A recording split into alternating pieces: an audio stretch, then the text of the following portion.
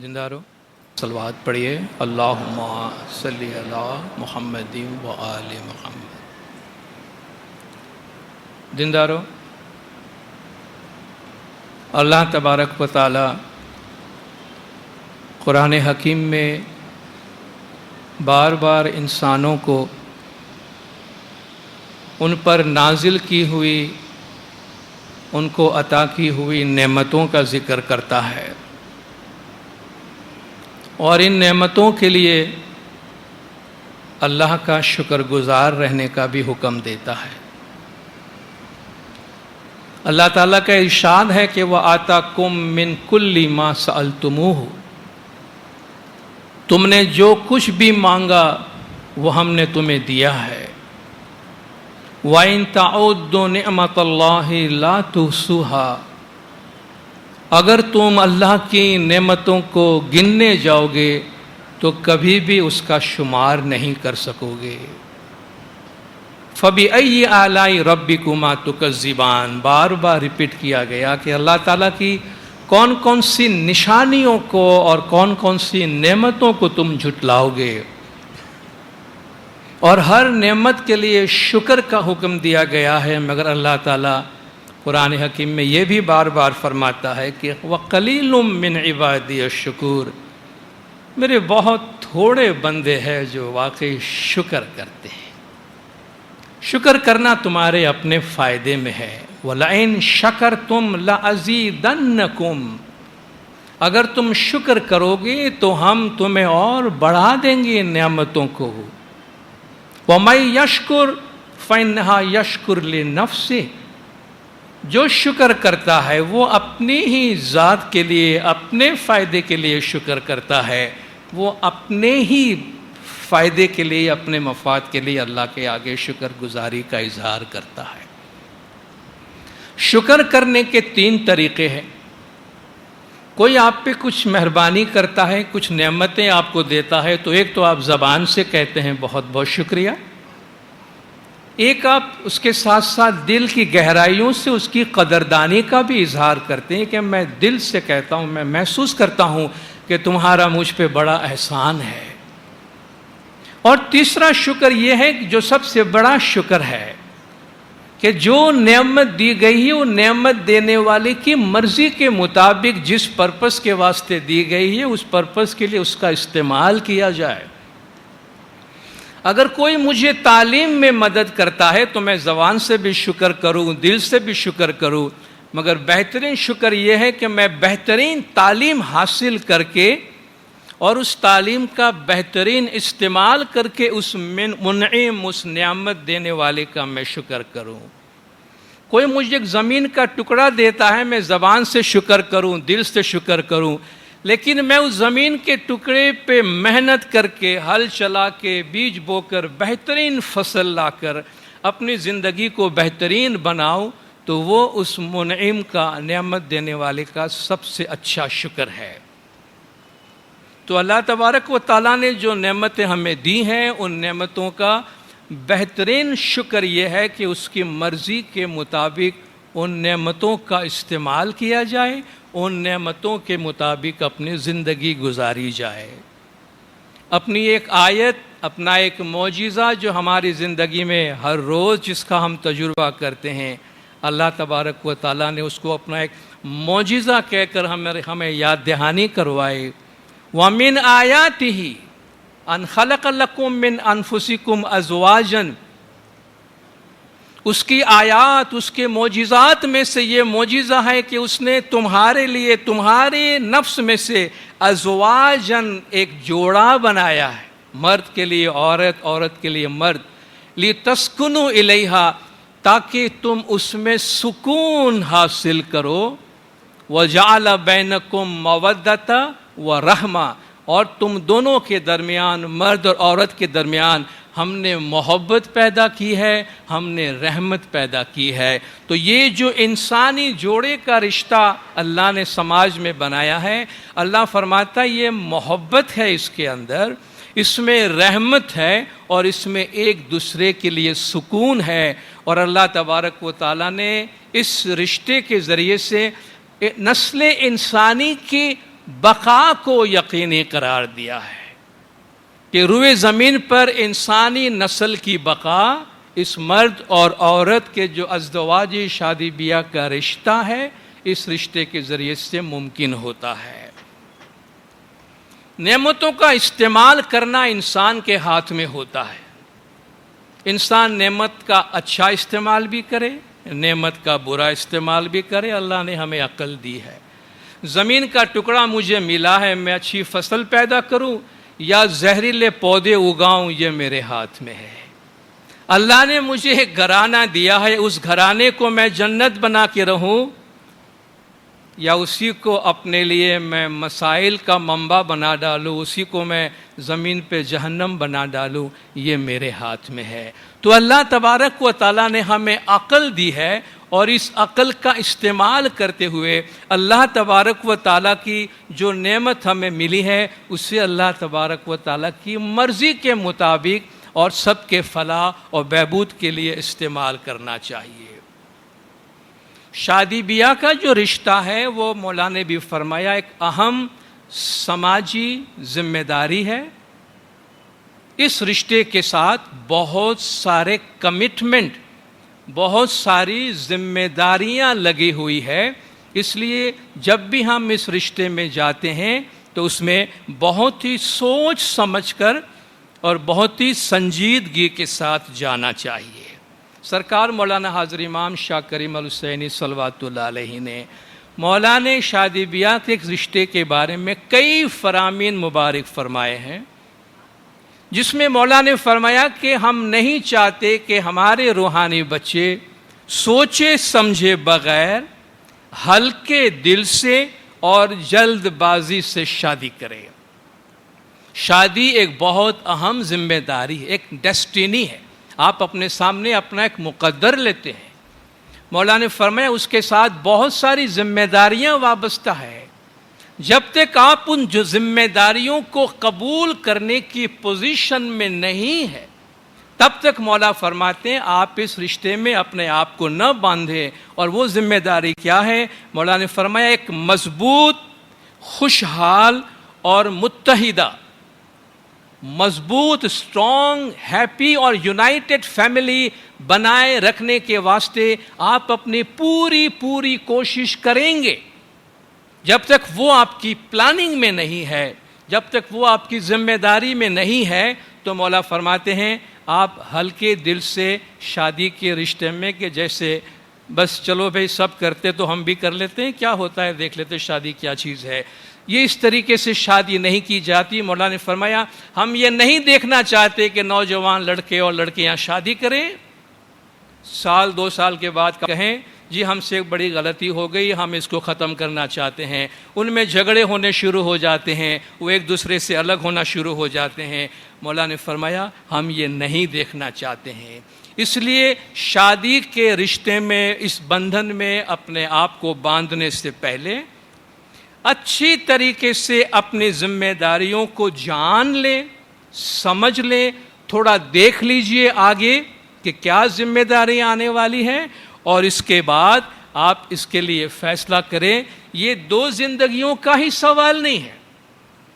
ہمیں لگتا ہے کہ 2 آدمی کی شادی ہو رہی، مگر اس میں 2 زندگیاں نہیں، کئی خاندان اور کئی اور رشتے ہیں جو اس کے ساتھ افراد بندھے ہوتے ہیں، اور ایک گھر میں ڈسٹربنس کی وجہ سے کئی گھرانے اور کئی افراد ہیں جو پریشان ہوتے ہیں، دکھی ہوتے ہیں۔ اس لیے ماں باپ جب اپنی اولاد کی شادی کے بارے میں، بیٹے یا بیٹی کے بارے میں سوچے، نوجوان لڑکے یا لڑکیاں جب آپ اپنی شادی کے بارے میں سوچتے ہیں تو بہت غور و فکر اور ذمہ داری کے ساتھ کریں۔ پہلے اس بات کو یقینی بنائیں کہ بچے پختہ عمر کے ہیں، کچی عمر کے نہیں ہیں۔ پختہ عمر سے مراد ایک میچورٹی کے لیول پہ پہنچے ہیں، جہاں عقلی طور پر وہ اچھے برے کو اچھی طرح سمجھ سکتے ہیں، مالی طور پر اکنومیکلی مستحکم، اسٹیبل حالت میں ہیں، اپنے پیر پہ کھڑے ہیں، اپنی روزی کما رہے ہیں اور ان کی روزی کے جاری رہنے کی اچھی گارنٹی ہے۔ تو پختہ عمر ہو، ایک میچور اس کی عمر کا لیول ہو چکے. شادیاں جہاں جہاں ٹوٹی ہیں، بہت زیادہ ٹوٹی ہے، ان کے سروے کے مطابق ایک رپورٹ یہ بھی ہے کہ جو شادیاں بہت کم عمری میں ہوتی ہے یا پختہ عمر تک پہنچنے سے پہلے جو شادیاں کی گئی ہیں وہ زیادہ ٹوٹ جاتی ہے. وہ لڑکے لڑکیاں جو اپنی تعلیم مکمل کرتے ہیں، اچھی تعلیم حاصل کر کے روزی کمانے کے لیول پہ پہنچ جاتے ہیں، پختہ عمر میں پہنچتے ہیں، پھر شادی کرتے ہیں، تو ان کی شادی میں اسٹیبلٹی زیادہ ہوتی ہے، ان کی شادیاں دوسروں کے مقابلے میں کم ٹوٹتی ہے.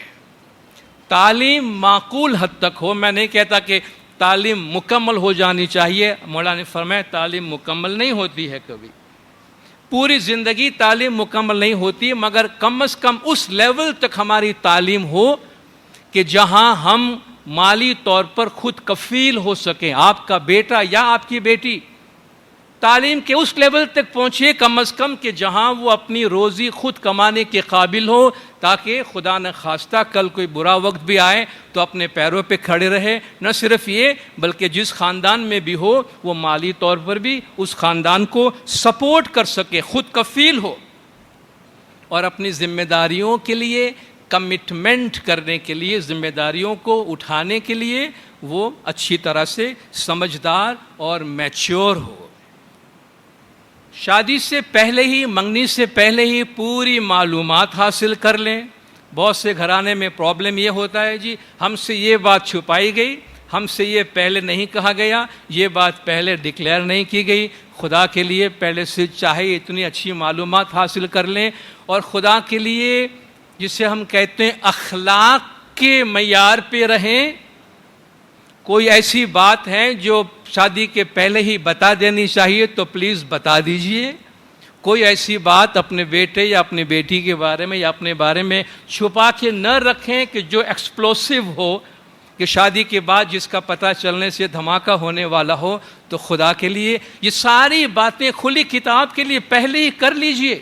جو بھی ایگریمنٹ کرنا ہے وہ شادی سے پہلے کر لیجئے، ایک دوسرے کو اچھی طرح سمجھ لیجئے، اور جلد بازی سے کام نہ لیں، پوری معلومات حاصل کر لیں. والدین بچوں کی شادی کے لیے جلد باز نہ بنے. نہ صرف بچے جلد باز نہ بنے، بچے جلد باز بنتے ہیں تو ماں باپ ان کو سمجھانے کی کوشش کرے.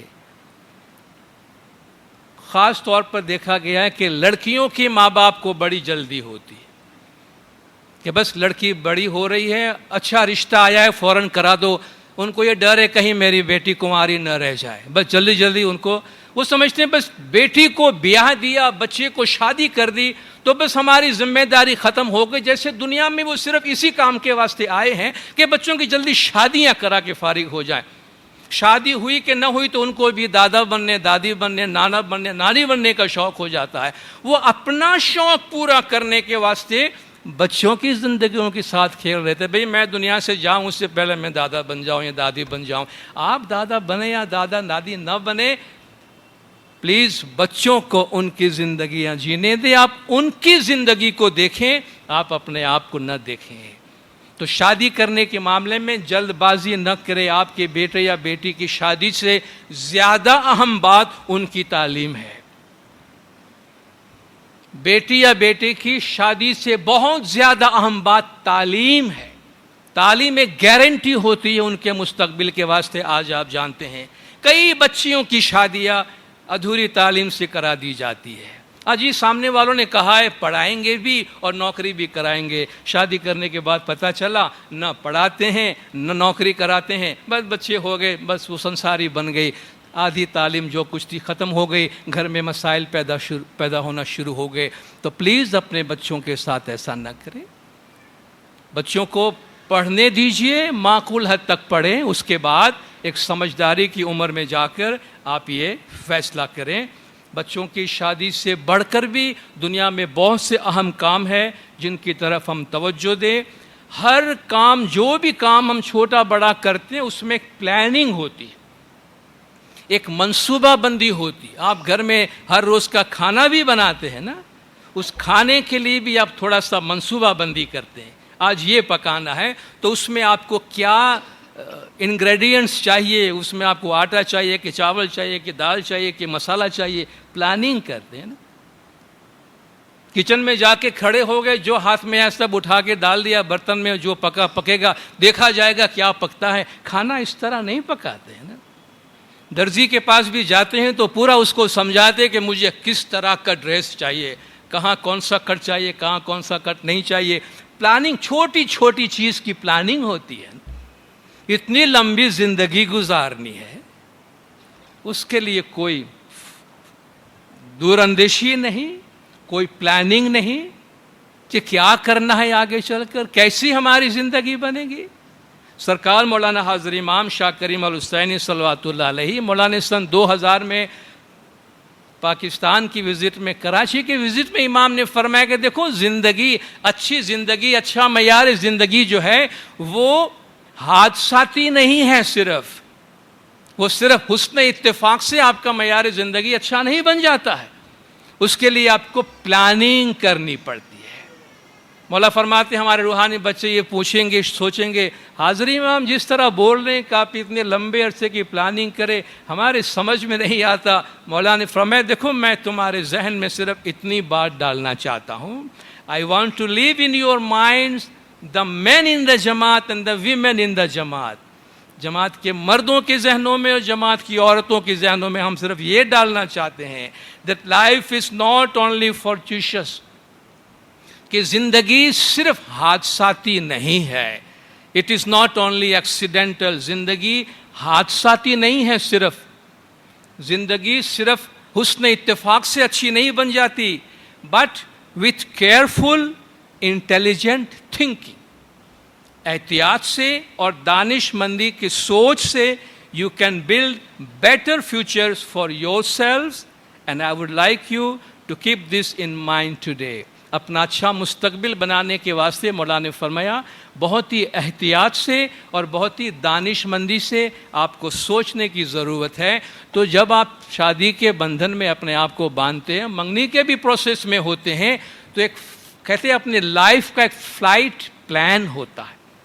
ایک فلائٹ پلان کم سے کم تھوڑا خاکہ ہوتا ہے. ایک پائلٹ جب ہوائی جہاز اڑاتا ہے, ایک ڈیسٹینیشن سے دوسرے ڈیسٹینیشن پہ جاتا ہے, اس کے سامنے ایک فلائٹ پاتھ ہوتا ہے. مجھے یہاں سے اڑان بھرنی ہے, مجھے وہاں جا کے لینڈ کرنا ہے, میں اتنے اسپیڈ پہ اوپر جاؤں گا, میرا یہ الٹیٹیوڈ ہوگا, مجھے اس میں اتنے ایندھن کی ضرورت ہے, میں نے اتنا ایندھن اس میں سنبھالا ہے, میں اتنے ہائٹ پہ جاؤں گا, اتنے بجے پہنچوں گا, اتنے بجے اتروں گا, درمیان میں مجھے کیسے موسم ملنے والے اس کی بھی معلومات ہوتی ہے اس کے پاس. اگر خدا نہ خواستہ موسم خراب ہو گیا تو مجھے کیا کرنا ہے, خدا نہ خواستہ ہنگامی حالت ہو گئی تو مجھے جہاز کو, پیسنجر کو, اپنے آپ کو کیسے سنبھالنا ہے, یہ سب اس کے ذہن میں ہوتی ہے بات. تو ہم اپنی زندگی کا جب اڑان بھرتے ہیں, تھوڑا بہت ایک فلائٹ پلان تو ہمارے پاس, وہ کیسے ماں باپ بنیں گے, کیسے شوہر, کیسے بیوی بنیں گے, بچوں کا کیا ہوگا, کتنے بچے ہوں گے, ان کی تعلیم کا کیا ہوگا, ان کی پرورش کا کیا ہوگا, ان کو کس راستے پہ ہم ڈالنا چاہیں گے. تھوڑا بہت, اور خدا نہ خواستہ ہمارے آپس میں نا اتفاقیاں ہوئی, غلط فہمیاں ہوئی, تو کس طرح اس ایمرجنسی میں اپنے آپ سے ہم ان کو نپٹائیں گے, یہ سب ہماری نظروں کے سامنے ہونا چاہیے. مولا فرماتے ہیں انٹیلیجنٹ تھنکنگ. ارے بھائی کر لو نا شادی, دیکھا جائے گا, بعد میں دیکھا جائے گا. اس کے بعد جو بعد میں دیکھتے ہیں وہ پتہ چلتا ہے کہ بعد میں کیا ہوتا ہے. لک بیفور یو لیپ. بھائی چھلانگ تو لگاؤ, دیکھ تو کہاں گرتے ہو تم. تمہیں کیا پتا کہاں گرنے والے ہو, سریا پہ جا کے گرو گے یا دریا میں گرو گے, پہاڑ پہ گرو گے, جھاڑی پہ گرو گے, کشن پہ گرو گے, درخت پہ گرو گے, تمہیں نہیں معلوم. دیکھو تو صحیح گہرائی کتنی ہے, اور گرنے کے بعد چوٹ آنے والی ہے, تمہیں کوئی پکڑنے والا بھی ہے. بھائی چھلانگ تو لگاؤ, دیکھا جائے گا. عام طور پہ شادی ہے, بھائی شادی کرا دو, سب ٹھیک ہو جائے گا. وہ تو ایک نئی زندگی, نئی دنیا, نئی کہانی کا آغاز ہوتا ہے. تو بہت سوچ سمجھ کے, آنکھیں بند کر کے چھلانگ لگانے کی چیز نہیں ہے. اچھی طریقے سے دیکھ لیجئے کیا ذمہ داریاں ہم اٹھا رہے ہیں. اگر وہ ذمہ داریاں اٹھانے کو تیار نہیں ہے تو شادی کے لیے نہ بولنے میں کوئی حرج نہیں ہے, کوئی عیب نہیں ہے, کوئی برائی نہیں ہے. یہ ذمہ داری اٹھانا ہے، اپنے اندر اتنا کانفیڈنس پیدا کرے کہ نہیں میں ابھی تیار نہیں ہوں، جب تیار ہوں گا. یہ بات بیٹے کے لیے بھی، بیٹی کے لیے بھی، اور لڑکیاں عورتیں بھی، معاشرہ خواہ کچھ بھی کہیں، اب take charge of your life. اپنی زندگی کا کمانڈ اپنے ہاتھ میں ہو کہ زندگی آپ کو جینی ہے آگے چل کر. دوسروں کو خوش کرنے کے واسطے اپنی زندگی ہم داؤ پہ نہیں لگا سکتے. تو ہم خود اپنی زندگی کے بارے میں فیصلہ کرتے ہیں کہ ہمیں کب یہ ذمہ داری کو اٹھانی ہے، اور یہ ذمہ داری اٹھانی بھی ہے یا نہیں اٹھانی. مولانا نے بھی فرمایا کہ آپ اس وقت تک وہ ذمہ داری نہ لیں جب تک کہ آپ کو یقین نہ ہو کہ آپ اس ذمہ داری کو پوری کرنے کے قابل ہیں اور آپ اس کو اٹھا سکتے ہیں. شادی کے وقت نکاح فارم کو اچھی طرح پڑھ لیجئے. اس میں جتنے بھی شرائط ہیں، کن چیز پہ آپ دستخط کر رہے ہیں، ان کو اچھی طرح پڑھ لیجئے تاکہ آپ کو پتہ چلے کہ کون سے ایسے اس میں کلوزز ہے کہ جن سے آپ ایگری کر رہے ہیں اور جن پہ آپ دستخط کر رہے ہیں. شادی کے دوران جب آپ شادی کرتے ہیں، شادی کے جشن مناتے ہیں، یہ خوشی کا موقع ہوتا ہے، اور آپ ایک اچھے گھرانے کی شروعات کرتے ہیں. آپ اپنے نئے گھرانے کی شروعات اس طرح کریں کہ وہ آپ کے لیے خوشحالی لائے، آپ کے لیے اور بدحالی نہ لائے. کتنے گھرانے کو دیکھا گیا کہ جھوٹے دکھاوے کے واسطے، لوگوں کو خوش کرنے کے واسطے، بڑی بڑی دعوتیں کرنے کے واسطے، بڑا بڑا ریسیپشن کرنے کے واسطے قرضہ اٹھاتے ہیں، قرض اٹھاتے ہیں. وہ 4 دن کی چاندنی ختم ہو گئی تو پھر رونا دھونا شروع ہو گیا کہ میں بھی مقروض، میری بیوی بھی مقروض، میرا بچہ ہوا وہ بھی قرضے میں ہے. قرضہ ہی نہیں بھر سکتے تو زندگی آگے کیا بڑھائیں گے؟ تو کیا شادی خانہ آبادی کی آپ نے، اس کی ان کے خانے کو آپ نے آباد کیا یا ان کو اور بربادی کے راستے پہ دھکیل دیا؟ کیا ضرورت ہے اس جھوٹے دکھاوے کی؟ کیا ضرورت ہے؟ کیا حاصل کر لیتے ہیں ہم اس سے؟ کیا امام زمان کی ہدایات، امام کے فرامین ہمارے سامنے نہیں ہیں؟ دنیا میں اگر مثالیں قائم کرنی ہی ہے تو کچھ اچھی مثال قائم کریں، سب سے ہٹ کے مثال قائم کریں کہ میں لوگوں کو دکھاتا ہوں کہ میں یہ سارے دھام دھوم کے بغیر بھی اپنے اولاد کی شادی کر سکتا ہوں. اور یاد رکھیے دنیا اس کی قدر کریں گے، دنیا اس کی تعریف کریں گے، آپ کو برا بھلا نہیں کہیں گے. تو خدا را یہ قرضے وغیرہ لے کر اپنے آپ کو اور اپنی اولاد کے جو مستقبل ہے ان کو آپ مشکلات میں نہ ڈالیں. شادی کے بعد جب آپ پیرنٹس بننے کی تیاری کرتے ہیں، جب بھی آپ ڈیسائیڈ کرتے ہیں کہ آپ پیرنٹس بننا چاہتے ہیں، تو آپ سمجھ سکتے ہیں پیرنٹس بننا ایک بہت بڑی ذمہ داری ہے. یہ بات ایڈوائزبل ہوگی، ایک اچھا مشورہ ہوگا، پیرنٹس بننے سے پہلے اچھے پیرنٹنگ کی ٹریننگ لے لیجیے. آج کل ماشاءاللہ جماعتوں میں بھی پیرنٹنگ کی ٹریننگ دی جاتی ہے. آپ اچھے ماں باپ، اچھے والدین کیسے بن سکتے ہیں، بچوں کی دیکھ بھال کیسے کی جاتی ہے، وہ پورا ایک سائنس ہے، وہ پورا ایک علم ہے. اس کی تھوڑی سی ٹریننگ لے لیں تو ہم بہتر والدین بن سکیں گے.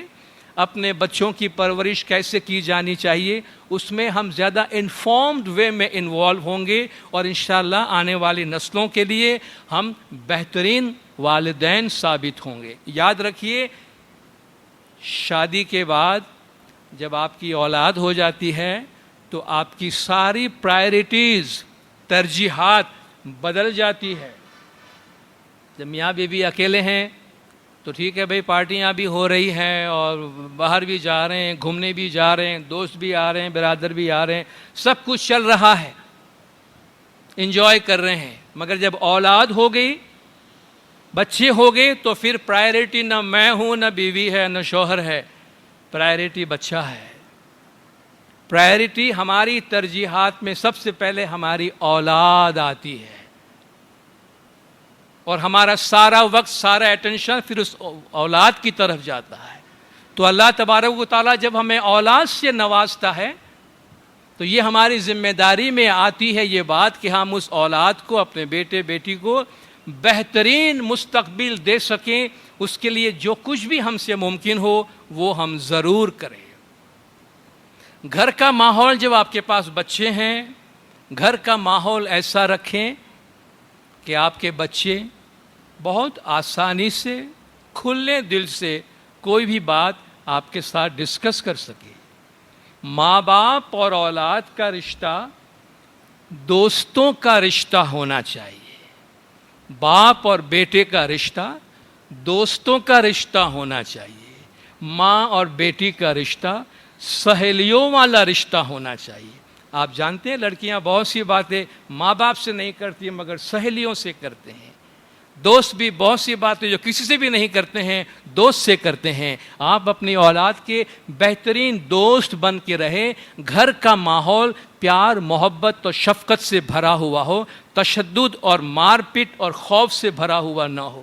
آپ کو راستے میں بھٹکتے ہوئے بچے جو نظر آتے ہیں، بہت سارے بچے، یہ کون سے بچے ہیں؟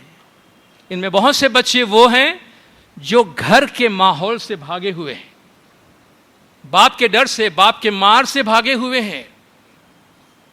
جب یہ بہت ایبیوزڈ ہوتے ہیں، گھر کے ماحول میں گھٹن ہونے لگتا ہے، ماں باپ بچے کو سمجھ نہیں پاتے ہیں یا سوچے سمجھے بغیر بچے پیدا کر دیتے ہیں اور پھر اس کی ذمہ داری اٹھانے کو تیار نہیں ہوتے ہیں، تو پھر بچے پہ بڑا ظلم ہوتا ہے۔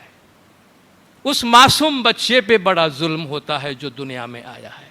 تو گھر کا ماحول کوئی تھانے دار اور چور والا حساب نہ رکھے۔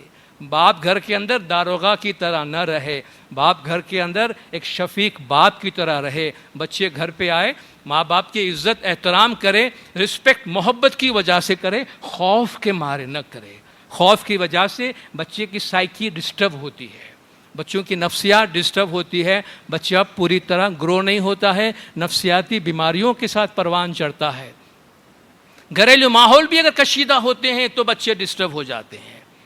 بہت دفعہ ایسے پیرنٹس ہمارے پاس بچوں کو لے کے آتے ہیں کہ ہمارے بچے کے ساتھ یہ پرابلم ہے، اور جب ماں باپ سے بات کی جاتی ہے، بچے سے بات کی جاتی ہے، تو ہمیں معذرت کے ساتھ ان کو مشورہ دینا پڑتا ہے کہ بھائی پرابلم بچے میں نہیں ہے، علاج کی ضرورت بچے کو نہیں ہے، آپ دونوں کو ہے۔ پلیز آپ کسی اچھے کنسلٹنٹس کے پاس جائیے، کسی کاؤنسلر کے پاس جائیے، تاکہ آپ کے آپس کے تعلقات اچھے ہوں، جن کی وجہ سے یہ بچہ جو ہے وہ سفر کر رہا ہے۔ تو گھر کا ماحول پیار محبت اور شفقت سے بھرا ہوا ہو، فرسٹریشن کا ماحول، شکست خوردگی جسے آپ کہتے ہیں، بچے گھر میں فرسٹریٹڈ محسوس نہ ہو، ڈیڈی سے کوئی بات نہیں کر سکتا، امی سے کچھ بول نہیں سکتا، کسی کے پاس ٹائم نہیں ہے میرے لیے۔ کتنی دفعہ بچے کہتے ہیں مما ڈیڈی کو میرے لیے کہاں پہ ٹائم ہے، وہ اپنے آپ میں پڑے ہوئے ہیں۔ اگر یہ حال گھر کا ہوتا ہے تو پھر اچھا رشتہ اور اچھی فیملی پروان نہیں چڑھتی ہے۔ اس لیے میں عرض کرتا ہوں ہماری پرائرٹی شادی کے بعد اولاد کی طرف جاتی ہے، اور ماں باپ اولاد کو کوالٹی ٹائم دیں۔ اپنا بہترین ٹائم جب آپ کام سے فارغ ہوتے ہیں خاص بچوں کے ساتھ گزاریے، لیکن بچوں کے ساتھ اس طرح مت گزاریے جیسا مولانا نے فرمایا کہ آج رستے میں ہم کو ایسے لوگ ہر جگہ نظر آتے ہیں، ہر آدمی اپنی اسکرین پہ لگا ہوا ہے، ہر آدمی اپنا اسکرین، اس کا موبائل اس کے ہاتھ میں، اس کا آئی پیڈ اس کے ہاتھ میں ہے، سب اپنی اپنی اسکرین میں اکیلے الون، مولانا نے فرمایا ہجوم کے اندر ہزاروں لاکھوں آدمی، ہر آدمی اکیلا اپنی جگہ پہ، کیوں؟ ہر ایک کی نظر وہاں ہے۔ تو جی ماما بیٹھ کر، ماما اپنی اسکرین پہ لگی ہے، پاپا اپنی اسکرین میں لگے ہوئے ہیں، تو بچہ کیا کرے؟ وہ اپنی اسکرین لے کے بیٹھ گیا، اللہ اللہ خیر صلاح، جی کوالٹی ٹائم دے رہے ہیں فیملی کو، بچے کو کوالٹی ٹائم دے رہے ہیں، اور ہر آدمی اپنے اسکرین پہ لگا ہوا ہے، تو آپ نے کیا کوالٹی ٹائم بچے کو دیا ہے؟ یہ ہنسی آتی ہمیں۔ حضرت امام نے بڑے دکھ کے ساتھ یہ بات کہی ہے کہ یہ آپ کو کنیکشن تو بہت دے دیا، better greater connectivity does not necessarily mean greater connectedness. آپ کے موبائل میں کنیکشنز تو آپ کو بہت سارے مل گئے، مگر یہ اس بات کی گارنٹی نہیں ہے کہ آدمی ایک دوسرے سے قریب آیا ہو، بلکہ آدمی ایک دوسرے سے دور ہو گیا ہے۔ پورا خاندان ڈنر کے واسطے باہر جاتا ہے، خاندان کا ہر آدمی اپنی اسکرین میں لگا ہوا ہے، وہ کیا فیملی ڈنر ہو رہا ہے اور کیا فیملی گیدرنگ ہو رہی ہے سمجھ میں نہیں آ رہا ہے۔ تو اس بات کو یقینی بنائیں کہ آپ وہ ٹائم جو اپنی اولاد کے واسطے آپ کہہ رہے ہیں کہ آپ صرف کرنا چاہتے ہیں اور کر رہے ہیں، تو وہ آپ کے اولاد کے واسطے ہی ہو. ان کے ساتھ کھیلنا کودنا، ان کی تعلیم میں دلچسپی لینا، ان کے ہوم ورک میں دلچسپی لینا، یہ سب والدین کی طرف سے ایک پورا کمٹمنٹ ہونا چاہیے. میاں بیوی جب اپنا گھر بناتے ہیں، اپنا ایک مضبوط گھرانہ بنانے کے واسطے پوری طریقے سے کمٹ کریں. جو بھی شادی کے بندھن میں باندھتا ہے یہ ایک لانگ ٹرم کمٹمنٹ ہوتا ہے، ایک زندگی بھر کی کمٹمنٹ ہوتی ہے. کہتے ہیں یہ ایک ایسا کمٹمنٹ ہے that you burn your boats behind. آپ پیچھے اپنی کشتیاں جلا کے آتے ہیں. کشتیاں جلا دینے کا مطلب کیا ہوتا ہے؟ واپسی کا راستہ نہیں ہے. یہی سمجھ کے گھر کے واسطے کمٹ کرنا چاہیے. مشکل وقت میں اگرچہ اللہ نے ایگزٹ بنا کے رکھا ہے ہمارے واسطے، مگر وہ ایگزٹ جتنا کم استعمال کرے اتنا آپ کے لیے اچھا ہے. تو ہمیں واپس لوٹنے کے واسطے ہم اس ڈاکیومنٹ کے اندر اس رشتے میں جا کر ہم سائن نہیں کرتے، بلکہ اپنی پوری زندگی کے واسطے ہم کمٹ کرنے کے واسطے اس رشتے میں جاتے ہیں. 1 یا 2 سال کے اندر کتنے واقعات ہوئے ہیں، جی ہم سے غلطی ہو گئی، الگ ہونا چاہتے. چھوٹا سا بچہ، تازہ بچہ گود میں ہے، 6 مہینے کا 12 مہینے کا، اس کو لے کر آئے، جی طلاق لینا ہے. ارے خدا کے واسطے اتنا تو سوچو کہ اس معصوم نے کیا گناہ کیا ہے، تم کو الگ ہونا ہے، اس کا کیا ہوگا؟ کوئی سوچا اس کے بارے میں؟ مولا فرماتے ہم نہیں چاہتے ہمارے روحانی بچے شادی کرے، 1-2 سال کے بعد آ کے الگ ہو جائیں اور بچوں کو دونوں میں سے کسی ایک خاندان کے حوالے کر دیں. اور وہ بچہ کس طریقے سے پروان چڑھے گا؟ سنگل پیرنٹ کے ساتھ وہ کیسے بڑا ہوگا؟ کیا ہوگا اس کا فیوچر؟ آپ یہ دونوں جو آپس میں لڑ رہے ہیں، الگ ہونا چاہتے ہیں، یہ آپ دونوں کی مشترکہ اولاد ہے، آپ کا بیٹا آپ کی بیٹی ہے. اس کے فیوچر کے بارے میں تو خدا کے لیے کچھ سوچو. آپ اپنا ہی سوچ رہے ہیں. تو ان چیزوں سے اپنے آپ کو الگ کرنے، اپنے آپ کو باہر نکالیں. بہت امپورٹنٹ چیز ہے کہ ہم اس رشتے کے لیے اپنے آپ کو کمٹ کریں، بہت سوچ سمجھ کے اس رشتے میں داخل ہوں. مولا کے فرمان کے مطابق ہلکے دل سے اس میں نہ جائیں، بلا سوچے سمجھے نہ جائیں. جب بھی اس رشتے کے بارے میں سوچیں پوری سمجھداری کے ساتھ اور پوری کمٹمنٹ کے ساتھ. انشاءاللہ اس بات کو ہم آگے بڑھائیں گے. خود صلوات پڑھے دلدار. اللہم صلی علی محمد و آل محمد.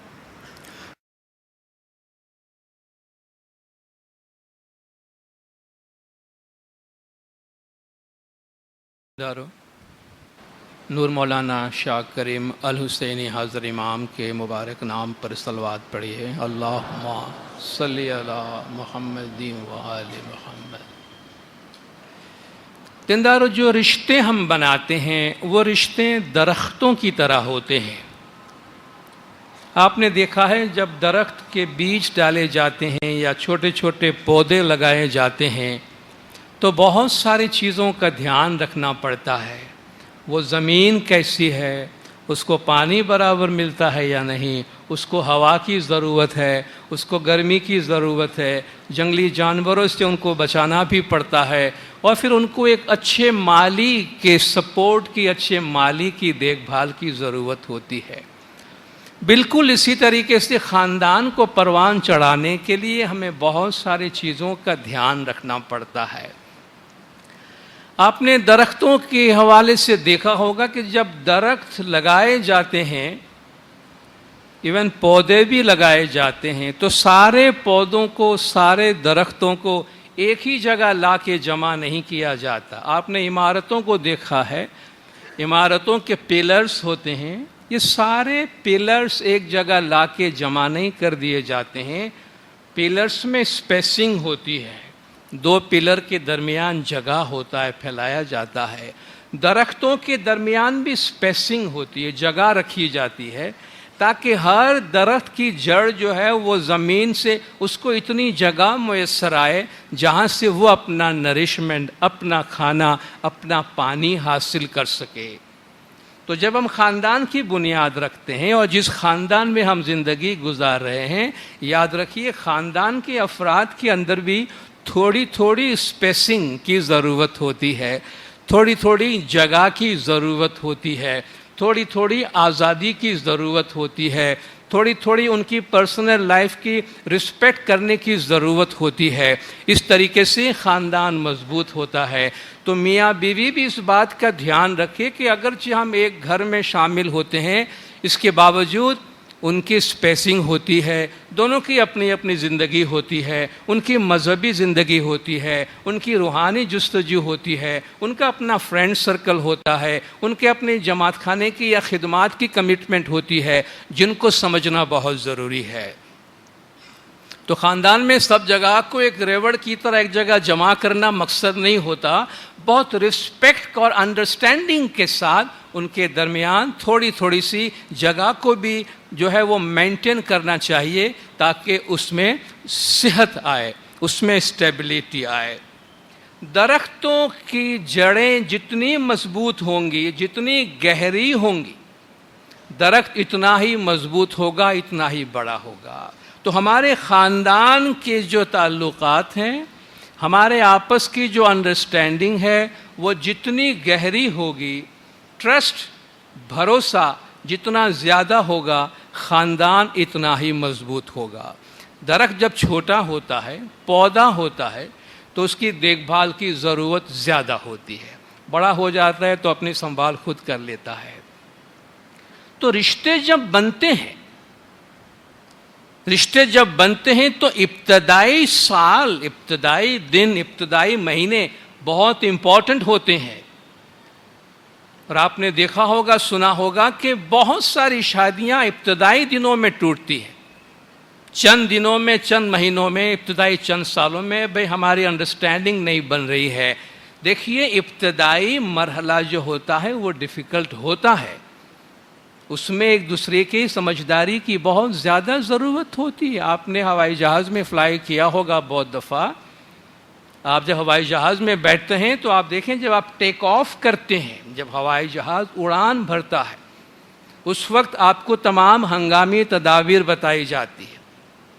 آپ اپنا سیٹ بیلٹ باندھ لیجئے، اور نکلنے کی جگہ کون سی، آکسیجن کی کیا کیا فیسلٹیز ہے، کیونکہ جب آپ اڑان بھرتے ہیں اپنے کروزنگ لمٹ، کروزنگ ہائٹ تک پہنچنے سے پہلے جب ہوائی جہاز ٹیک آف کرتا ہے تو اس کا ٹیک آف کرنا بہت شیکی ہوتا، بڑا بمپی ہوتا ہے، اس میں بہت جھٹکے لگتے ہیں۔ آپ کو جہاز اوپر نیچے آتا ہے، اس وقت تک جب تک کہ جہاز اس لیول پہ نہ پہنچ جائے، اونچائی پہ کہ جہاں اس کو کروز کرنا پڑتا ہے، اس کے بعد آپ دیکھیں اس کی پرواز بڑی اسموتھ ہو جاتی ہے، آپ کو آزادی ہوتی ہے، جی آپ اپنا بیلٹ بھی کھول لیجئے، آپ چاہے تو گھوم پھر سکتے ہیں فلائٹ کے اندر۔ بالکل اسی طرح ہمارے رشتے ہوتے ہیں۔ ہمارا جب ہم شادی کے رشتے میں بنتے ہیں تو ابتدائی وہ عرصہ کہ جب فیملی اسموتھ کروزنگ لیول پہ آ جائے تب تک شیکی ہوتا ہے، اور اس شیکی ریلیشن شپ میں اپنے آپ کو سنبھالنا ہوتا ہے، جمپ مار کے باہر نہیں نکلنا ہوتا ہے۔ آپ نے ہوائی جہاز میں دیکھا ہوگا، اگر ہوائی جہاز میں آپ بیٹھتے ہیں چند منٹ یا 10-15 منٹ آپ کے ہوائی جہاز جھٹکا کھا رہا ہے تو آپ جانتے ہیں جی آپ اوپر جا رہے ہیں، مسئلہ ہو سکتا ہے، لیکن اب بھی یہ جہاز بڑا ہل رہا ہے، دروازہ کھولو میں نیچے جمپ مارنا چاہتا ہوں۔ آپ دروازہ کھول کے جمپ نہیں مارتے ہیں، آپ کی انڈرسٹینڈنگ ہے کہ یہ جہاز آگے چلے گا، مجھے اپنی منزل پہ پہنچائے گا۔ تو بالکل اسی طریقے سے ابتدائی سالوں میں ہے، اس کو آپ اپنے خاندان کے اندر بہت زیادہ آپ کو دھیان رکھنے کی ضرورت ہے، بہت زیادہ کمٹمنٹ کی ضرورت ہے، بہت زیادہ دانشمندی کی ضرورت ہے، بہت زیادہ سنبھال کی ضرورت ہے۔ درخت آپ کو ہر موسم میں اپنی جگہ پہ کھڑا ہوا نظر آتا ہے، اور ہر موسم میں اپنے آپ کو ایڈجسٹ کرتا ہے۔ بڑا درخت آپ نے دیکھا ہوگا، بارش ہے تب بھی ایڈجسٹ کر لیا، بادل ہے تب بھی ایڈجسٹ کر لیا، برف باری ہے تب بھی ایڈجسٹ کر لیا، دھوپ ہے تب بھی ایڈجسٹ کر لیا، بہار ہے تب بھی ایڈجسٹ کر لیا، خزاں ہے تب بھی ایڈجسٹ کر لیا۔ اپنی جگہ پہ اپنا لباس بدلتا رہتا ہے مگر مضبوطی سے کھڑا رہتا ہے۔ تو خاندان بھی بالکل اسی طریقے سے جب آپ مضبوطی سے اپنے فیملی کو سنبھالتے ہیں، اس پہ مختلف موسم گزرتے ہیں اور ان تمام موسم میں اپنے آپ کو ایڈجسٹ کرنا یہ ہماری ذمہ داری ہے۔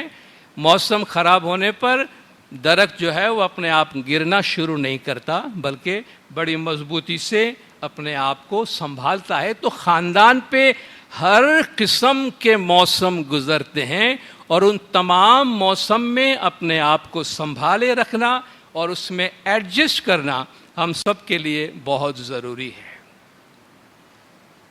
ایک بات کا ہمیشہ خیال رکھیے گا، خاص طور پر میاں بیوی، اسپاؤسز، گھر کے دوسرے ممبرز بھی، مگر میاں بیوی،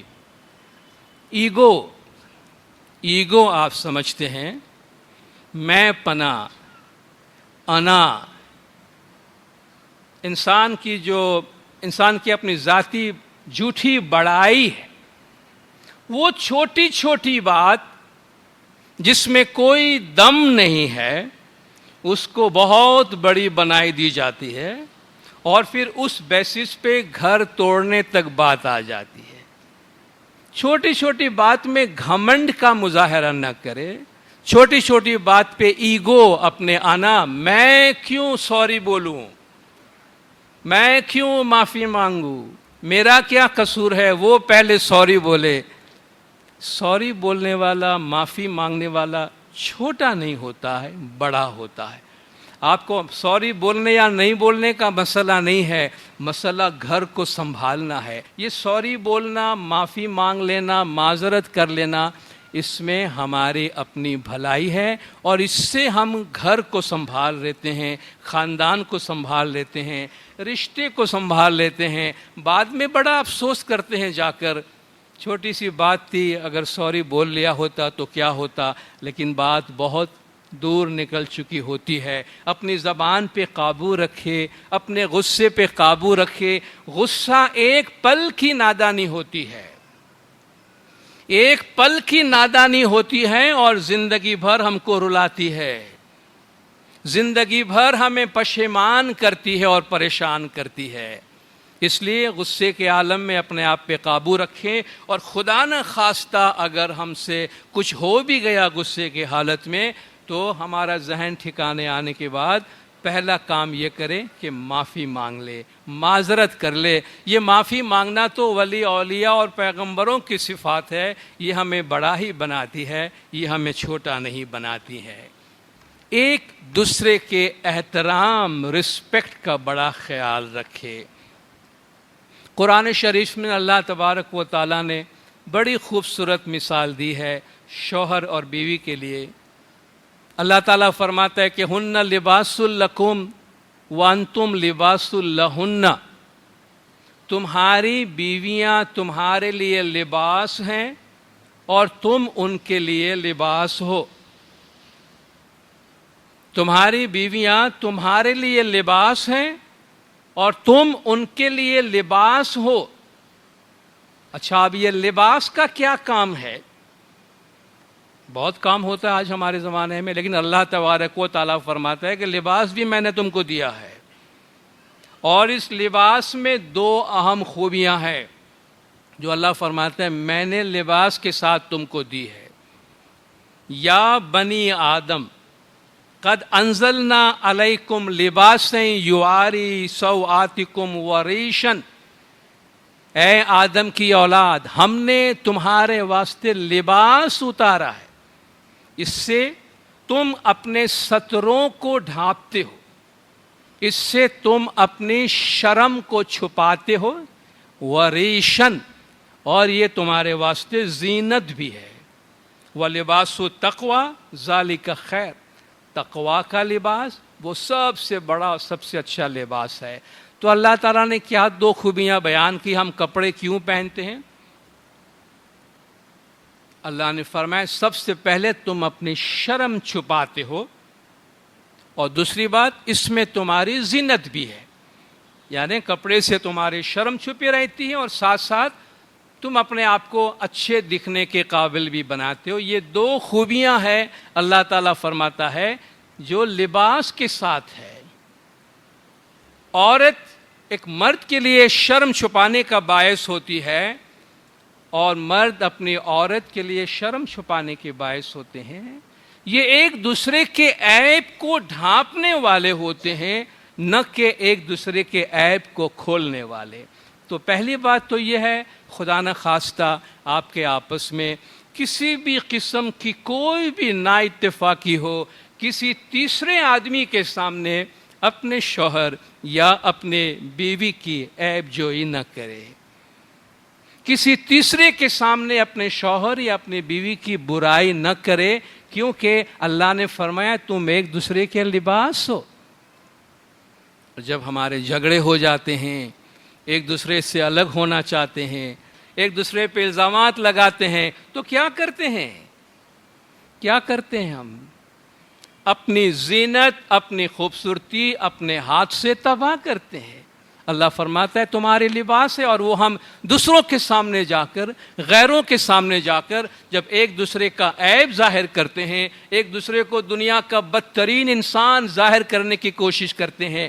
نا اتفاقی کا ہونا آپس میں خیالات کا نام ملنا یہ کوئی بڑی بات نہیں ہے. We are born with differences. Allah نے فرمایا ہر آدمی ایک دوسرے سے مختلف ہے but we must learn to live with our differences. مگر ہمیں کوشش کرنی چاہیے کہ ہم اپنے ان تمام تر اختلافات کے باوجود ساتھ رہنا سیکھیں. لیکن اس کے باوجود اگر ہم میں مسائل ہیں تو اس کو حل کرنے کے اخلاقی طریقے ہیں شائستگی کے ساتھ شرافت کے ساتھ انسانیت کے دائرے میں رہ کے شرافت کے دائرے میں کام کرنے کے بہت سے راستے موجود ہیں. اس لیے سرعام دوسروں کے پاس جا کر اپنے اسپاؤس اپنے شوہر یا اپنی بیوی کی عیب جوئی کرنے میں ان کی برائیاں بیان کرنے میں کوئی بھلائی نہیں ہے اور اس میں کوئی بھی حکمت نہیں ہے. کوشش کریں ایک دوسرے کی اچھائیاں دیکھیں ایک دوسرے کی برائیوں کے لیے اپنی آنکھیں بند کر لیں. اللہ نے دنیا میں کسی کو بھی پرفیکٹ نہیں بنایا ہے.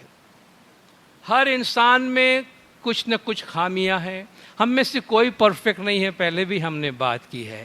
جب ہم امپرفیکٹ ہیں ہم کامل نہیں ہیں پھر بھی ہم دنیا سے توقع رکھتے ہیں ہمیں ہماری تمام تر خامیوں کے ساتھ اپناؤ اور دنیا نے ہمیں ان خامیوں کے ساتھ اپنایا ہے تو ہم بھی دوسروں کو ان کی خامیوں کے ساتھ اپنائیں.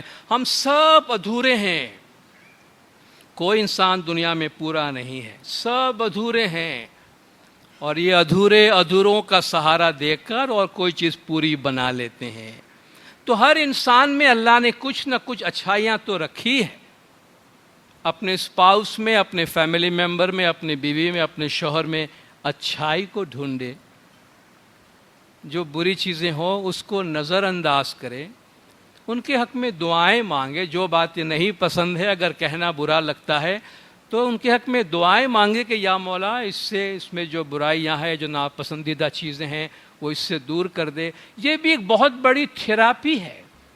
یہ بھی ایک بہت بڑا علاج ہے اور یہ روحانی کوشش جو ہماری ہے ہمارے گھروں کو ہمارے خاندان کو مضبوط سے مضبوط تر بناتی ہے. اگر ہم اتنا مان لیں اتنا سمجھ لیں کہ ہر انسان کو اس کی خامیوں کے ساتھ ہمیں اپنانا ہے تو ہمارے 90% مسائل حل ہو جائیں گے. انڈیا کے سابق پریزیڈنٹ ڈاکٹر ابوالکلام کہتے ہیں کہ اپنی سوانح عمری میں اس نے ایک بات لکھی اپنے بچپن کی. اس نے کہا کہ ایک رات میرے ڈیڈی کام کر کے باہر سے گھر پر آئے اور وہ زمانہ تھا کہ بھئی مرد کام کر رہا ہے باہر سے آتا ہے گھر آتا ہے اور بیوی گرما گرم روٹی بنا کے ٹیبل پہ رکھتی ہے اور شوہر جو ہے وہ کھاتا ہے. یہ اس زمانے کا یہ رواج ہوتا تھا. کہ میرے والد صاحب باہر سے آئے کھانے کے ٹیبل پہ بیٹھے میری اماں نے روٹیاں بنا کے ٹیبل پہ رکھی اور ہم نے دیکھا کہ روٹیاں جل گئی تھی. روٹیاں جلی ہوئی تھی اور میری ماں بہت شرمندہ تھی. میری ماں بہت شرمندگی کے عالم میں میرے ڈیڈی سے کہہ رہی تھی کہ معاف کرنا، آج میرا دھیان نہیں رہا، روٹیاں جل گئی ہے پلیز. بہت وہ معافی کی حالت میں تھی. تو کہتے ہیں میرے ڈیڈی نے کہا کہ ارے تم کیوں پریشان ہو رہی ہو؟ روٹیاں جل گئی تو کیوں پریشان ہو رہی ہو؟ تمہیں تو معلوم ہے مجھے جلی ہوئی روٹیاں کتنی پسند ہیں. تمہیں تو معلوم ہے جلی ہوئی روٹی تو میں خاص شوق سے کھاتا ہوں، مجھے کتنی پسند ہے. کھانا کھا لیے، فارغ ہو گئے. کہتی رات کو جب میں سونے کے لیے گیا اور ڈیڈی کو گڈ بائی گڈ نائٹ کرنے کے لیے گیا، میں نے ڈیڈی سے پوچھا کہ ڈیڈی سچ بتانا، ڈیڈی سچ بتانا کہ واقعی آپ کو جلی ہوئی روٹی پسند ہے یا اماں کا ماما کا دل رکھنے کے واسطے آپ نے یہ بات کہی تھی؟ ڈیڈی بولے بیٹا تمہاری ماں صبح سے لے کے رات تک اس گھر کا خیال رکھتی ہے، ہم تو گھر پہ نہیں ہوتے ہیں، سارے جہان کے گھر کا کام تمہاری ماں انجام دیتی ہے، اسی کے ہاتھ میں گھر ہوتا ہے. اور کتنے کام کر رہی ہوگی، اس میں اگر دھیان چوک ہو گیا اور کبھی ایک دو روٹیاں جل گئی تو کون سی قیامت آ گئی؟ آخر ہم میں سے کوئی بھی پرفیکٹ تو نہیں ہے نا. بیٹا تم میں کتنی خامیاں ہیں، مجھ میں کتنی خامیاں ہیں، ہم سب ایک دوسرے کی خامیوں کو برداشت کر کے ایکسیپٹ کر کے اپنے امپرفیکٹ اپنی ناقص زندگیوں کے ساتھ ہم سب گزار رہے ہیں نا. ہمیں لوگوں میں پرفیکشن نہیں دیکھنا چاہیے، لوگوں کو ان کی خامیوں کے ساتھ ہی قبول کرنا چاہیے. بس اگر ایک دوسرے کو ان کی خامیوں کے ساتھ ہی قبول کرنا ہم سیکھ لیں، ہم جب کسی کی خامی کو ریجیکٹ کرتے مجھے یہ خامی نہیں چاہیے تو گویا ہم یہ کہنا چاہتے کہ مجھ میں کوئی خامی نہیں ہے، اس لیے میں کسی کی خامی ایکسیپٹ نہیں کر سکتا. اور آپ سمجھ سکتے ہیں کہ وہ انسان کتنا سچا ہوگا دنیا میں جو یہ کہنا چاہتا ہے کہ اس کے اندر کوئی خامی نہیں ہے. جب اللہ نے فرمایا کہ ہر انسان میں خامی ہے تو وہ انسان سچ کیسے بولے گا جو کہہ رہا ہے کہ مجھ میں کوئی خامی نہیں ہے؟ تو جب ہم دوسرے کی خامی قبول کرنے کو تیار نہیں ہوتے ہیں تو ہم یہ سمجھ رہے ہوتے ہیں کہ ہم میں کوئی خامی نہیں ہے. اور اگر ہمیں اتنا معلوم ہو جائے کہ میں بھی تو ٹوٹا پھوٹا ہوں، میں بھی تو ناقص ہوں، مجھ میں بھی تو ہزاروں خامیاں ہیں، لوگ مجھے برداشت کر رہے ہیں، تو مجھے ان خامیوں سے بھرے ہوئے لوگوں کے ساتھ ہی زندگی گزارنی ہے. زندگی بنا لینا یہ ہمارے ہاتھ میں ہے، ایڈجسٹ کرنا یہ ہمارے ہاتھ میں ہے. اگر ہم چاہیں کمٹ کریں تو یہ کام ضرور ہو سکتا ہے. خاندان کی بنیاد روحانیت پہ رکھیں، عبادت بندگی جماعت خانے کی حاضری، ہمارے اقدار پہ خاندان کی بنیاد رکھیے، مادی سوچ پہ خاندان کی بنیاد نہ رکھیں. گھر کا ماحول میٹریلسٹک، گھر کا ماحول مادیت سے بھرا ہوا نہیں ہونا چاہیے کہ جس میں ہمیشہ پیسے کی بات کر رہے ہیں، جس میں ہمیشہ گاڑی کی بات ہو رہی ہے، جس میں ہمیشہ مکان کی بات ہو رہی ہے، جس میں ہمیشہ دنیاوی ترقی کی بات ہو رہی ہے، اس نے یہ کما لیا، اس نے یہ کما لیا، اس کے پاس یہ آ گیا. جس میں دھرم کی بات نہ ہو رہی ہو، ساتھ بیٹھ کے دعا نہ پڑھی جا رہی ہو، ساتھ بیٹھ کر مذہب کی بات نہ ہو رہی ہو، اس میں روحانیت کی کوئی جگہ نہ ہو تو وہ خاندان ٹک نہیں سکتا ہے، اس کی پائیداری پہ اثر پڑتا ہے. یہ بات میں ڈیورس کی بات کرنا، بڑی عمر میں جا کے ارے بھائی اتنا بڑا درخت بن گیا ہے جس کے سائے میں بیٹھ کر لوگ ابھی پھل کھا رہے ہیں، سایہ لے رہے ہیں، اب وہ بول رہا ہے یا وہ بول رہی ہے مجھے ڈیورس لینا ہے. ارے بھائی یہ تو شروعات میں ایڈجسٹمنٹ کی بات ہوتی ہے. 30 40 50 سال زندگی گزار چکے ہیں، اب تو ہم ایک دوسرے میں ایسے ایک دوسرے کا حصہ بن گئے ہیں. اور آپ جانتے ہیں اس عمر میں جا کر انسان اتنا ایک دوسرے کا ڈیپینڈنٹ ہو جاتا ہے کہ جیون ساتھی میں سے بڑی عمر میں جب ایک چلا جاتا ہے تو دوسرا زیادہ عرصہ زندہ نہیں رہتا ہے. آپ نے کتنے کیسز دیکھے ہوں گے بڑی عمر میں جا کر، دونوں میں سے جب ایک چلے جاتا ہے تو دوسرا سمجھتا ہے اس کا آدھا جسم چلا گیا ہے، اس کی جان چلی گئی ہے، اب وہ کس کے لیے جیے گا. اس عمر میں جا کر ہمارے رشتے اتنے مضبوط ہو جاتے ہیں تو کبھی حیرت ہوتی ہے کہ وہاں جا کر آدمی ڈیورس کی بات کرتا ہے یا ڈیورس کی بات سوچتا ہے. تو یہ بہت اہم چیز ہے کہ ایک دوسرے کی خامیوں کو ایکسیپٹ کرتے ہوئے ہم ایک دوسرے کو اپنائیں. صرف پیسہ اور صرف مادی خوشی اور صرف اچھی دنیاوی زندگی کی بات نہ کریں. دوسروں سے اپنے آپ کو کمپیئر نہیں کریں. فلان کیا کر رہا ہے، فلان کیا نہیں کر رہا ہے. دوسروں کی باتوں میں نہ جائیں، دوسروں سے موازن نہ کریں. اپنے گھر کو خود چلائیں، اپنے گھر کا کنٹرول اپنے ہاتھ میں رکھیں، تاکہ آپ اپنی سوچ کے مطابق فیملی آپس میں مل کر اپنے گھر کو مضبوط بنائیں، نہ کہ آپ بات بات میں دوسروں کے ساتھ اپنا کمپیریزن کریں. یاد رکھیے، بچوں کی خاطر والدین کو بہت بڑی قربانی دینے کی ضرورت ہے. ہر قیمت پر اگر آپ کے پاس بچے ہیں تو ہر قیمت پر آپ کو اپنے گھر کو سنبھالنا ہے، کیونکہ ٹوٹے ہوئے خاندان کے بچے بہت دکھی ہو جاتے ہیں، بہت پریشان ہو جاتے ہیں، فٹ بال کی طرح ہو جاتے ہیں. ماں ادھر سے لات مارتی ہے، باپ ادھر سے لات مارتا ہے. اس عمر میں جب بچے کی زندگی میں سب سے اہم چیز ماں باپ کا سایہ ہے، اگر اس سے ان کو محروم کر دیا جائے تو وہ بچہ زندگی بھر ایک اپنے سائیکی کے اوپر، اپنے نفس پر، اپنی روح پر ایک بوجھ لے کے اوپر جاتا ہے اور پروان چڑھتا ہے. والدین سے گزارش ہے کہ جب آپ کے بچے شادی کر چکے ہوتے ہیں، آپ کے بچے شادی شدہ زندگی گزار رہے ہوتے ہیں، آپ ان کے گھر کو مضبوط کرنے کی کوشش کریں. آپ ان کے گھر کو مضبوط کرنے کی دعائیں مانگیں. ان کے گھروں میں انٹرفیئر نہ کریں، ان کے گھروں میں مداخلت نہ کریں. آپ کی بیٹی شادی کر کے چلی گئی ہے، مگر ہر روز رات کو ڈی بریفنگ اور بریفنگ ہو رہی ہے آپ کے موبائل فون پہ اور آپ کے آئی پیڈ پہ اور اسکائپ پہ. بیٹا 24 گھنٹے کا احوال مجھے سناؤ تاکہ آئندہ 24 گھنٹے کے لیے لائحہ عمل میں تم کو بتاتی ہوں. تو جی ماں آج یہ ہوا، یہ ہوا، یہ ہوا. اچھا بیٹا کل یہ ہو تو یہ کرنا، یہ ہو تو یہ کرنا، اور یہ ہو تو یہ کرنا. مجھے بتانا پھر کیا ہوا. کیا کر رہے ہیں آپ؟ یہ بریفنگ اینڈ ڈی بریفنگ شادی کے بعد اپنی بیٹی یا بیٹوں کا ختم کریں. آپ لوگ ان کو اپنا گھر چلانے دے، ان کو اپنا گھر بسانے دے. آپ کو معلوم ہوگا، آپ کو بتایا جا چکا ہوگا، بہت سے نوجوان بچوں کی شادیاں ماں باپ کے انٹرفیئرنس کی وجہ سے ٹوٹتی ہے. بچے خوشی سے رہنا چاہتے ہیں مگر ماں باپ نہیں رہنے دیتے ان کو. ان کے گھروں میں اتنا انٹرفیئرنس، اتنی مداخلت ہوتی ہے. تو خدا را بچوں کی زندگیوں میں مداخلت نہ کریں. وہ اپنی زندگی بنا لیں گے.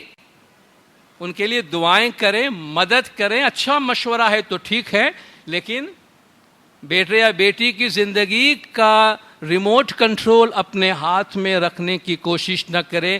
یہ آپ کے مفاد میں نہیں ہوگا، آپ کے بچوں کے مفاد میں نہیں ہوگا. یہ ہمارے فیملی کو ڈسٹرب کرتا ہے، یہ ہمارے فیملی لائف میں بہت خلل پیدا کرتا ہے. جب کسی کی بیٹی بیاہ کے آپ کے گھر آتی ہے جو آپ کی بہو ہے، یاد رکھیے جب آپ اپنی بیٹی کی شادی کراتے، اگر آپ کی بیٹی ہے، آپ اپنی بیٹی کی شادی کراتے ہیں تو آپ اپنی بیٹی کے بارے میں کیا سوچتے ہیں، کیا امید ہوتی ہے، کیا تمنائیں ہوتی ہے؟ یہ کہ میری بیٹی کو ایک اچھا سکھی سنسار ملے جہاں میرے بیٹی کو کوئی تکلیف نہ ہو. تو جس کی بیٹی آپ کے گھر میں آئی ہے نا، ان کی ماں باپ کی بھی یہی تمنا ہے جو تمنا آپ کی اپنی بیٹی کے واسطے ہوتی ہے. خدا را یاد رکھیے گا، پڑھائی بیٹی اگر آپ کے گھر میں آئی ہے تو اپنی بہو کو بیٹی کی طرح سمجھے. اگین میں آپ سے کہتا ہوں، خامیاں سب میں ہوتی ہے، ہر انسان میں خامیاں ہیں. خامیوں کے ساتھ انسان کو قبول کرنا یہ بہت بڑی بات ہوتی ہے. تو جب اپنی بیٹی کے لیے ہم ہر قسم کے سکھ کی تمنا رکھتے ہیں تو آپ کے گھر میں جو پرائی بیٹی آئی ہے، آپ یاد رکھیے وہ بھی کسی کی بیٹی ہے، ان کی بھی یہی تمنا ہے. اور کوشش کریں ان کے ماں باپ کی جو تمنا ہے وہ آپ اس گھر میں ان کو پوری کر دیں تاکہ وہ بچی یہاں پہ خوش رہے. ہماری جماعتوں میں بزرگوں کا بہت بڑی تعداد ہے، ہمارے گھروں میں بزرگ ہوتے ہیں. مولانا حاضر امام کو بزرگوں کی ایک باوقار زندگی گزارنے کے بارے میں بہت فکر ہے، اور یہ ہماری ذمہ داری ہے کہ ہم جماعتوں میں اپنے بزرگوں کا احترام کریں، ہو سکے اتنا ان کا خیال رکھیں. آپ نے حال ہی میں اعلان بھی سنا، آپ کو اگر معلوم ہو، آپ جانتے ہیں آپ کے آس پاس کوئی بزرگ اکیلی زندگی گزار رہے ہیں، آپ ان کی خیریت پوچھتے رہیں، آتے جاتے خیریت دریافت کریں۔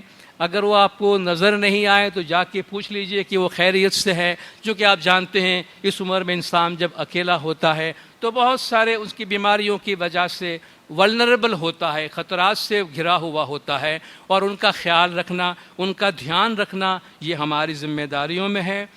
آخر میں بچوں سے ایک بات گزارش کروں گا، ہم نے سب کے لیے بات کی، ماں باپ کی قدر کریں، جس طرح ہم نے ماں باپ سے کہا کہ وہ آپ کی قدر کریں، وہ آپ کا دھیان رکھیں، آپ ماں باپ کا خیال رکھیں، ماں باپ کی قدر کریں۔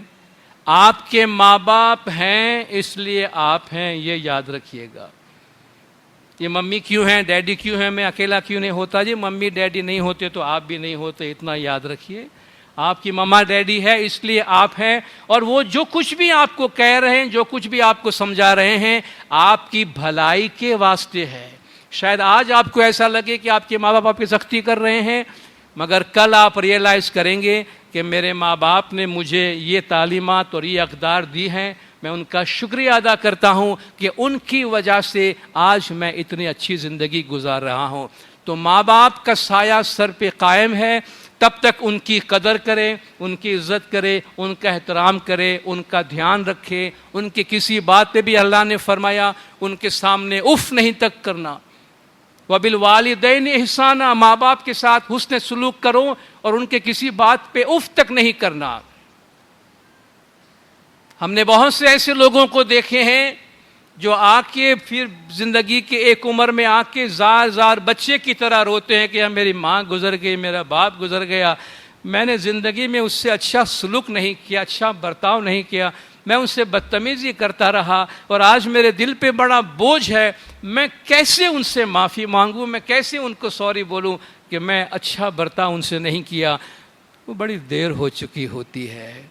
اس سے پہلے کہ دیر ہو جائے اپنے ماں باپ کے ہم پہ جو احسانات ہے، اللہ تو فرماتا ہے کسی کا چھوٹا سا احسان بھی نہیں بھلانا چاہیے۔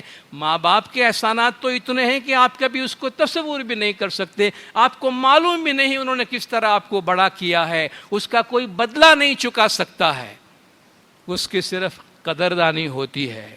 دل سے اس کی قدر کرے، ماں باپ کی عزت کرے، ماں باپ کی رسپیکٹ کرے، ان کی قیمت کو لائف میں سمجھیں تاکہ ان کی دعائیں آپ کے ساتھ رہے، اور اس طرح ہم فیملی کے تمام افراد آپس میں مل کر اللہ تبارک و تعالیٰ اس زمین پہ خاندان کی صورت میں جو ہمیں ایک جنت عطا کر رہا ہے، اس میں ہم جنت کی طرح رہے، خوش رہے، اور اس کے ذریعے سے ہم دنیاوی اور روحانی دونوں ترقی حاصل کریں۔